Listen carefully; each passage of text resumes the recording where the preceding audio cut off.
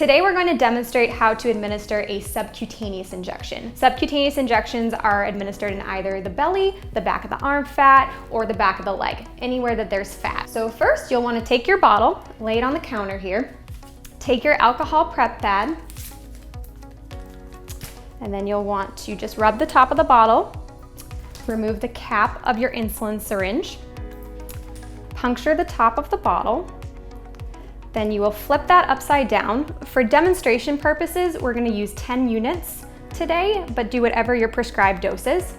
So you will pull down to your prescribed dose. I'm gonna go right where that 10 is.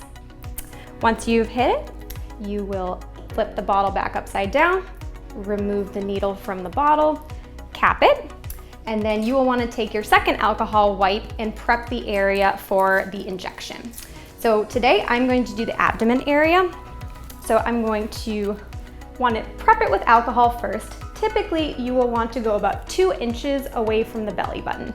So you'll rotate sides. For today I'm going to do the left side. So first I will rub it with alcohol for just 3 to 5 seconds. We'll give that a second to dry. While that's drying, I'm going to uncap my syringe.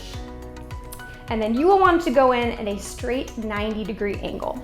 You can either pinch or stretch the skin for where you're going to inject. For this purpose, I'm going to stretch. So you will go straight in at a 90-degree angle, and then you will just push right in. Okay.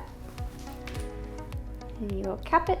And that is how you administer a subcutaneous injection into the abdomen.